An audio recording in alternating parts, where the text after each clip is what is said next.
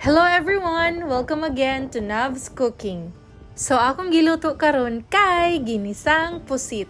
Ani nga time pauli pa ko diri sa akong parents sa Landing Baliangaw, Misamis Occidental. Diri sa ako ang first home.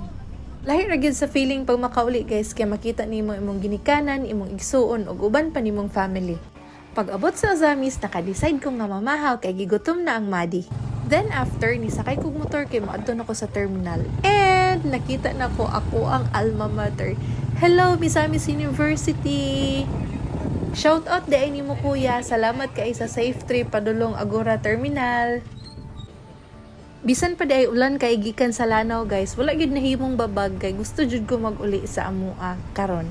And tadan! Wala day na ko na videohan tanan guys. Akong pag-abot sa Calamba and pag-abot na ko sa Landing Baliangaw. Kani laging excited ta mo uli.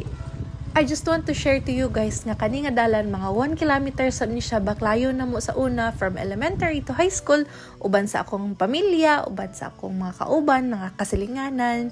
So guys, didiretso na ko gabi guys kay wala ko naka-video pag abot na ko sa balay, kinakita din ako akong papa ug akong manghod pag abot na ako. Hello sa akong mga cousins, salamat kaayo sa pag-uban sa akong papa, sa akong mama ug akong manghod diri sa balay pag wala ko. Salamat kaayo ninyo. Okay, so much for that guys. So mag-start na tagluto.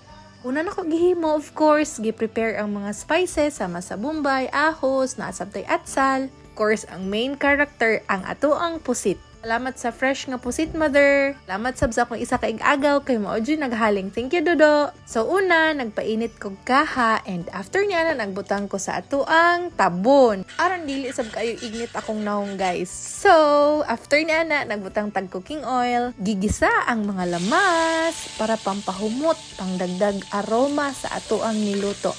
Mao jud na ilahang main role pangpawala sa langsa sa atoang lutoon. Sunod na ko gilunod ang pusit and ako ang gitimplahan og salt before nako siya gipaluto og ayo. Gibutangan sab din nako siya og soy sauce. So kana lang ang available nako diri nga mga spices guys kay wala ang uban, layo kay og palitan.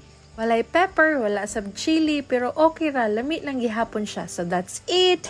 Thank you so much for always watching everyone.